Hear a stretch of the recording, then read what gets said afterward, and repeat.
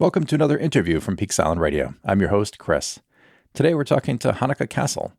She's going to be coming up for the Long Winter's Night concert series at New Bracket Church on December 20th at 7 p.m. to 8:30 p.m. She and bandmate Keith Murphy are going to be playing some Christmas tunes and some other traditional music on both fiddle and guitar. They're both internationally known and virtuosic composers and musicians, and they're coming out to play some great music and share some time with us before the Christmas holiday. In this conversation, Hanneke talks about her background in fiddle music, how it is that she came to get into Scottish fiddle music, and some international touring that she's done, in addition to how her faith impacts her work. Hanneke, thank you so much for joining me again here on Peaks Island Radio, and also for coming back out to the island for another performance with the Long Winter's Night concert series. I'm wondering if you could tell us a little bit about what's in store for folks on Peaks if they come to your concert. Yeah, well, I'm excited to be coming back with Keith Murphy. Keith and I he plays in my band, my trio normally. He plays guitar and sings, and we have done this a couple times in the past where we've played some duo shows around Christmas, and it's kind of exciting. There's more singing and a little less, not quite as many instrumentals, but we'll still do, of course, a bunch of fiddle tunes. And this show will just be a mixture of a few Christmas songs and a bunch of Scottish fiddle tunes. That's great. So when you say Christmas songs, is it going to be, all familiar Christmas songs that folks know, or is it going to be maybe some traditional Christmas music that might have been, like fiddle Christmas music that folks might not be as familiar with? Most of it is just traditional things that people know, "Oh, Come All Ye Faithful." A lot of those tunes, those kind of traditional old carols, sit really well in the Celtic style. I think a lot of them were written in, with that kind of vibe. So I love playing them. They sound already very Scottish to me, and I just make them sound a little bit more Scottish. But then I have written a couple tunes. I wrote a jig called Ailey's Christmas Morning. I wrote it for my daughter, so that's a contemporary tune. And then Keith also has a couple songs that I wasn't quite as familiar with, but kind of older folk songs, in the wintry kind of vibe. That's great. I'm looking forward to hearing what those sound like. You mentioned Scottish music, and I know that you have a long history of performing Scottish fiddle, and that, in fact, in the late 90s, you were the U.S. National Scottish Fiddle Champion. Can you talk to folks a little bit about that? What separates Scottish fiddle music, number one? And number two, how do you become the national champion? Those contests, it's you kind of have to take all those titles with a grain of salt, because here I am, an American playing Scottish music in America. I think, that this one of the wonderful things I think about living in this country is that there's a lot of fiddle styles that we have access to. There's, of course, the traditions that are traditional to America. Appalachian music, Texas fiddle, there's a bunch more. And then there's these Celtic traditions that a lot of those American styles actually draw from, like Irish music, Scottish music, Cape Breton music, which is, Nova Scotia, which has its roots in Scottish music as well. Quebecois music, there's all these styles. And so I grew up on the West Coast, and I was particularly drawn to Scottish fiddle music because of my fiddle teacher out there. And so she had met Alistair Fraser and Buddy McMaster, two great fiddle players in the Scottish and Cape Breton traditions. And I just started playing more and more of that music. And I always tell people to take the contest thing with a grain of salt, because I won the Junior Scottish Fiddle Contest in the United States, and I didn't know a lot about Scottish music yet. I played the tunes that I played for the contest, and I played them well, but it wasn't really until after I won that title that I got a scholarship to go to Scotland and study on the Isle of Skye. And then I feel like I just started learning a lot more about Scottish music. So Boston is an amazing place. That's where I live now. It's an amazing place for Scottish, Irish, and Cape Breton music. All three of those have a strong presence here. That's great. What do you think makes Boston a hub for that? Do you think it's Berkeley, or do you think it's something else? I think it's a mix of everything. I think it's that Boston is a hub for immigrants from those countries. Older times, Ireland and Scotland, but even Cape Breton, which is itself a group of immigrants from, many of them are immigrants from Scotland.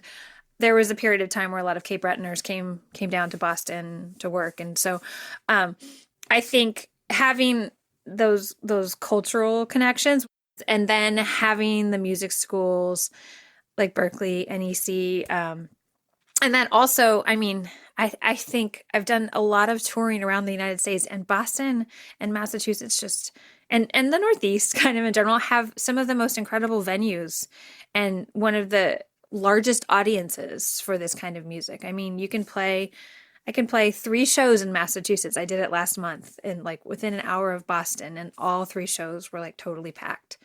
So knowing that you're not originally from New England, where there is a sort of culture, like you just said, what first attracted you to Scottish music, growing up out in Oregon? Well, there is a big fiddle tradition in Oregon, and I was from a tiny little town on the Oregon coast, and a lot of the rural towns in Oregon, there's a lot of Texas style fiddle, which is a little crazy, but the Pacific Northwest, Washington, Oregon, and then Idaho has the national Texas style fiddle contest. It's very big out there, so I played that style, and with my fiddle teacher, this amazing fiddle player named Carol Ann Wheeler. She played old time music, Texas fiddle, Canadian, and she had just gotten into Scottish music. So she was encouraging me to learn some Scottish tunes. And so she just taught me those tunes, and I liked it okay. And then I went to the New Hampshire Highland Games to compete in up near Lincoln, New Hampshire. And I was just kind of surrounded by all this Scottish music all of a sudden. And I was like, oh, I really resonate with this kind of music. I think I still love Texas fiddle, which I play. I don't play so much anymore.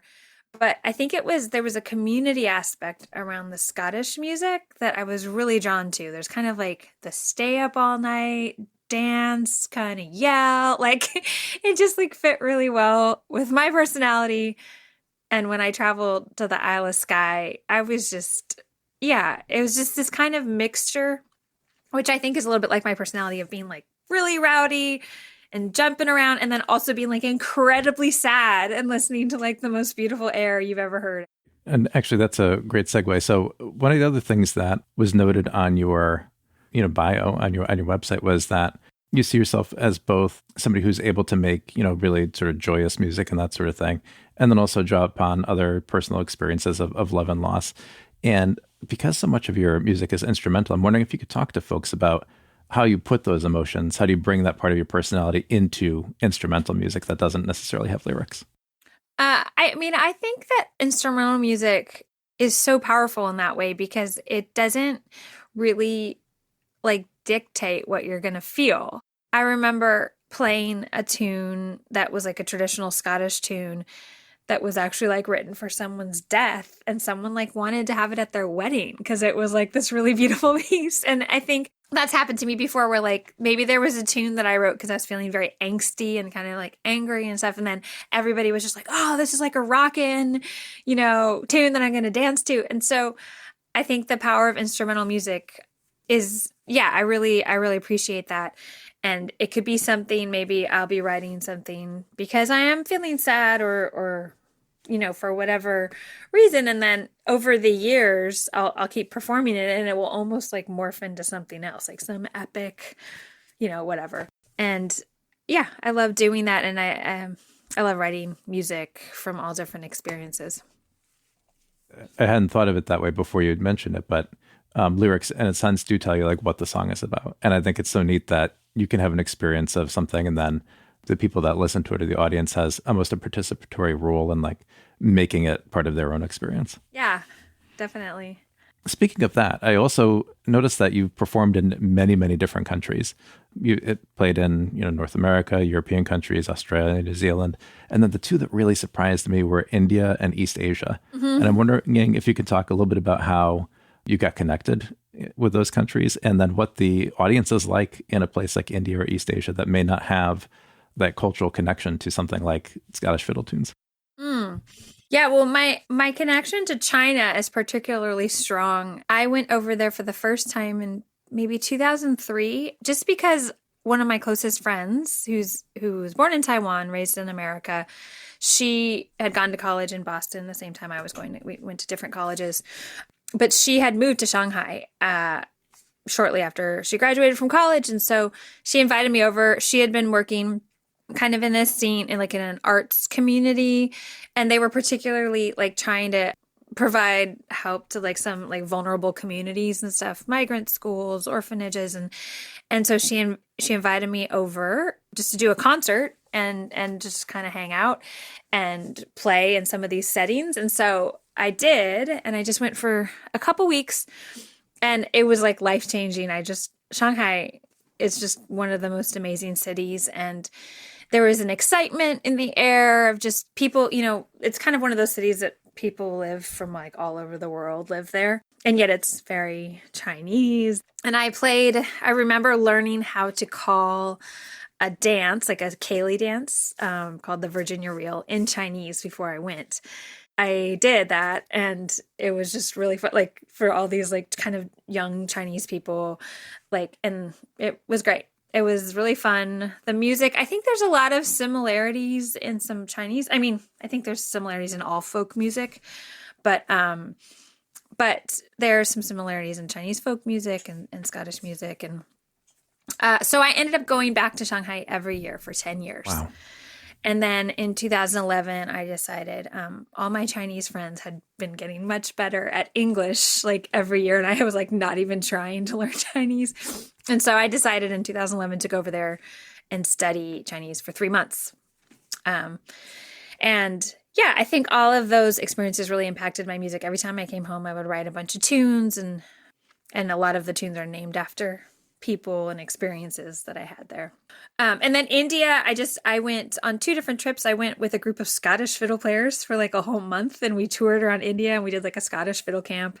And there was a violin player, a Carnatic violin player from India on that trip. Got a chance to hang out with him.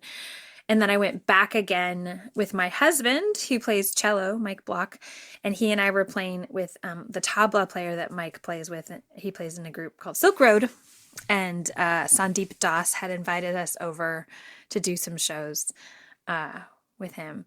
So I didn't spend as much time like kind of in one place in India. It was more just kind of traveling around, but it was obviously amazing. And both places, like I would prefer to go to both places, like food wise, over anywhere in Europe. I find it really interesting that there are tours of this sort of music happening in places like India. You had said that you had done some fiddle camps too. Is there a decent number of people in India who are looking to play fiddle and to play sort of traditional European tunes, or is there like a symbiosis maybe where they're learning fiddle and it's like a cultural exchange, I guess, where there's some Indian traditions as well. Well, so I should have clarified that the Scottish fiddle camp that I did on the India trip was a bunch of Americans that came over to India. Yeah. So it wasn't actually, it was started because a man who was born and raised in India, who had moved to the United States and had gotten into Scottish fiddle music, he really wanted to have this trip and kind of have his community see his like homeland. So we all went over there, and basically it was like a tour, like not a musical tour, but like it was like a tourist tour.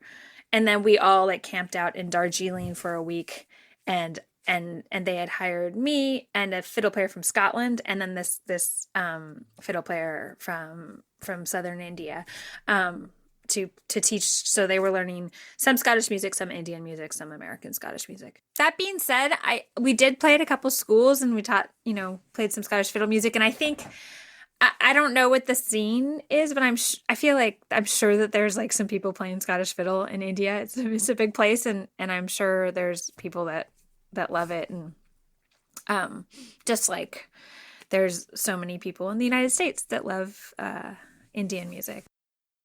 I'm remembering what you had said about being in China and helping with basically like activist efforts for youth, and then also people who are migrants and that sort of thing. And I do want to draw a connection to what you're doing in Massachusetts as well. So could you talk a little bit about your work with the Up With Music nonprofit in Massachusetts? Yeah. So I actually haven't done anything with them for a few years. Up With Music is this great organization, is based in like Lawrence and Andover, Massachusetts. And just providing some fiddle and some fiddle lessons for, again, it's just some communities that maybe wouldn't have access to that. And yeah, there's a couple women up there that were, I'm just not sure if they're still doing it in the school. Like, I think it might have, their partnership with the school might have ended. But it was, I would say that it was, I think after traveling around the world a bunch, you can kind of look locally and be like, oh, there's actually places that I could help out or that I could volunteer, my time or whatever in your own local communities. And I think that's a good thing for us to always like look at. Like sometimes it's not easy, but it's like more exciting to say like, oh, I'm going to go across the world and like play fiddle in China. But maybe there's a place to play fiddle like 2 miles away that would also make a huge impact.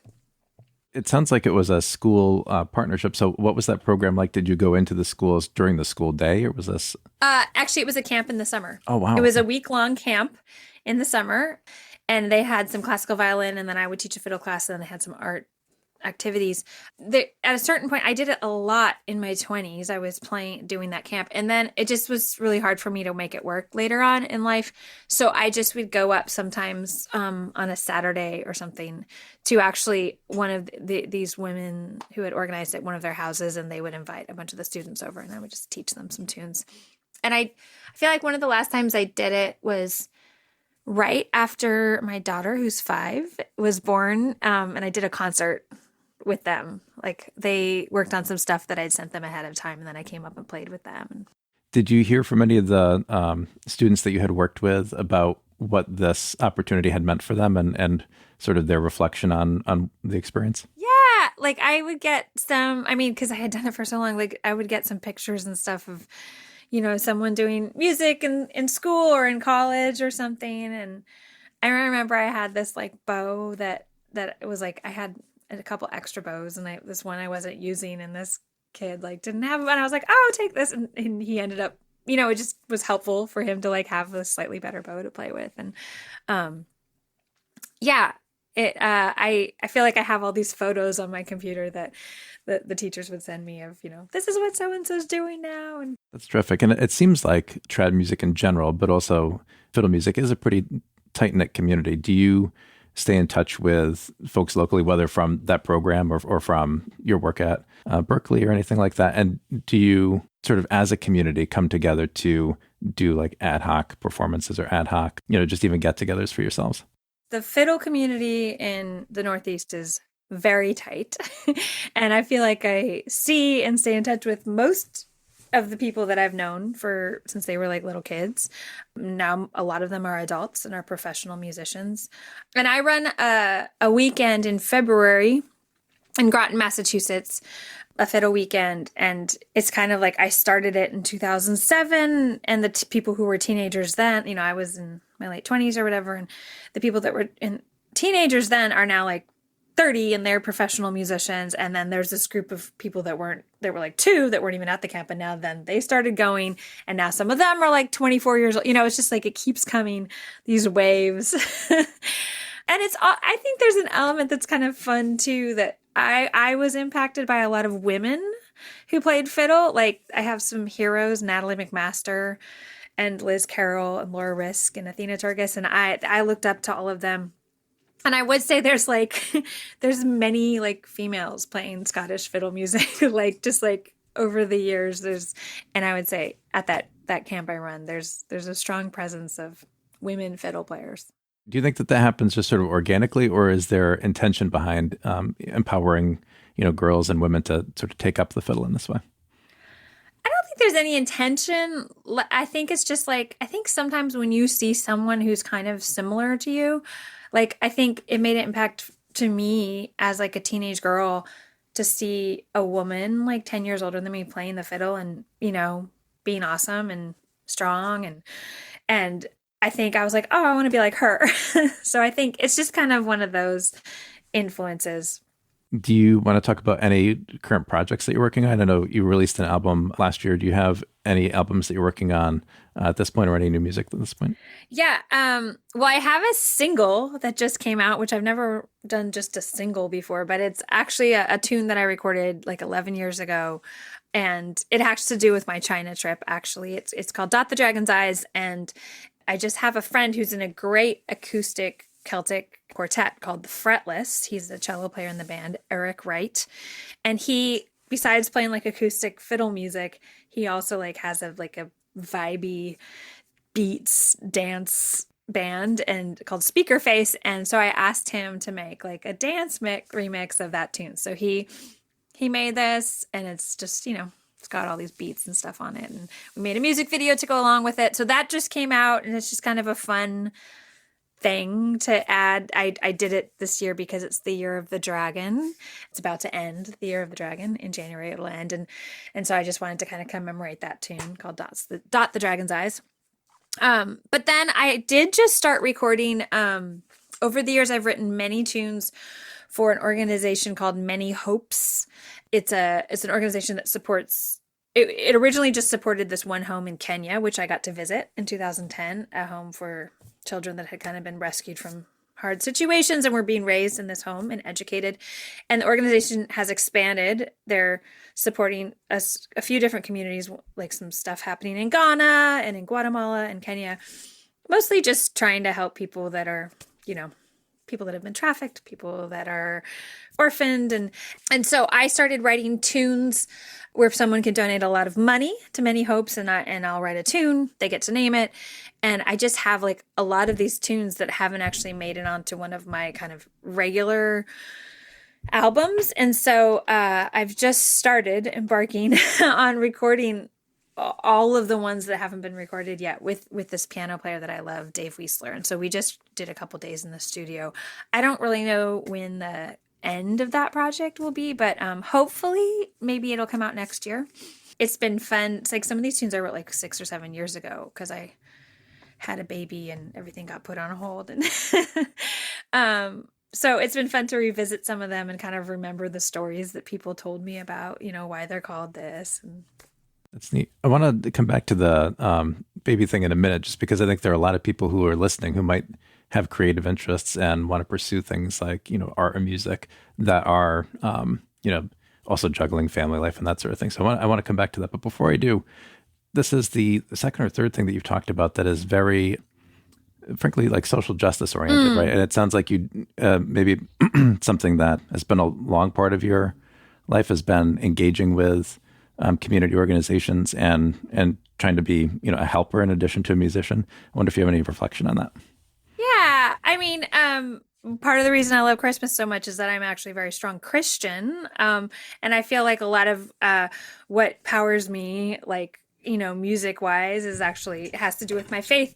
But then that also contributes to being part of a lot of these organizations. And I think part of it is that because I am in kind of a church and faith community, I just have so many friends that work for NGOs. And it's just part of the scene. And so a lot of it has just been relational. Like I've been like, oh, I'm friends with the guy who started Many Hopes and he keeps telling me about it.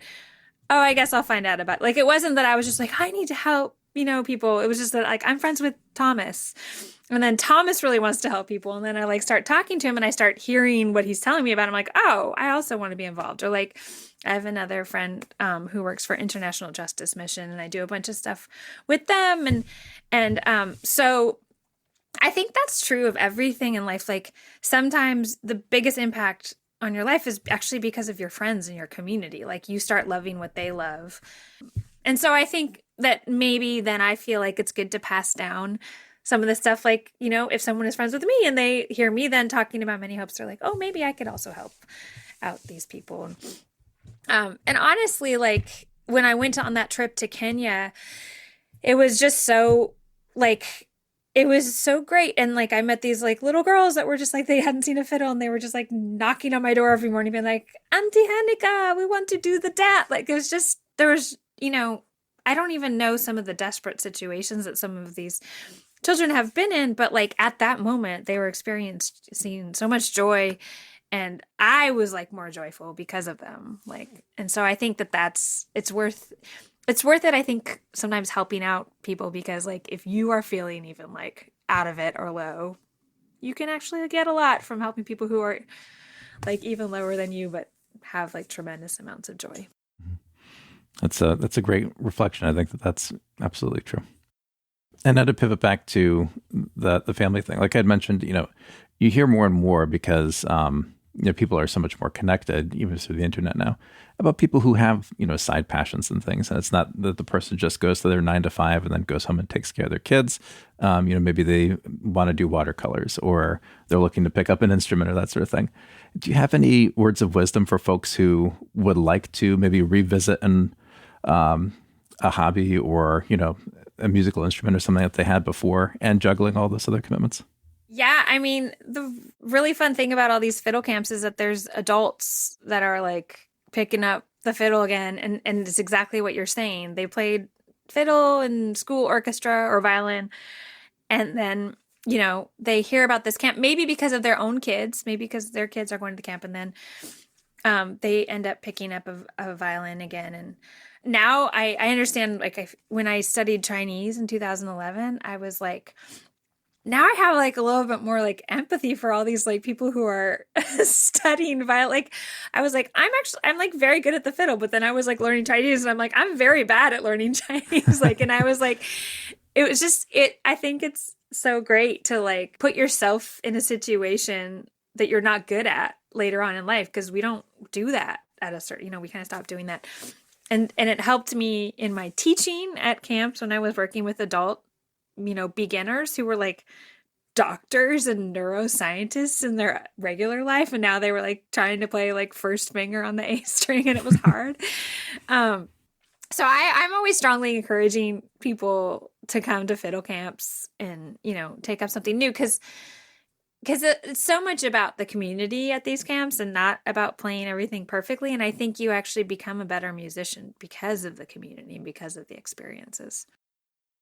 So as we wrap up, if somebody on Peaks, goes to this and says, wow, I really would love to pick up violin again because I had such a great time at Hanneke and Keith's concert, what would you recommend to them for next steps in our area?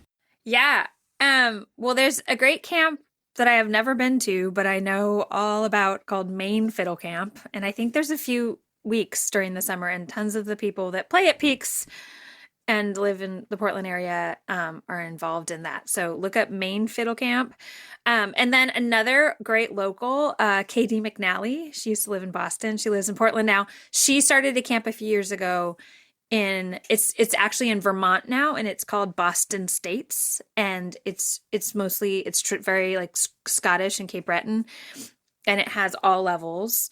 And that camp is amazing. I have taught at that one, and I would those would be the two biggest recommendations I would have for starting to go to a camp.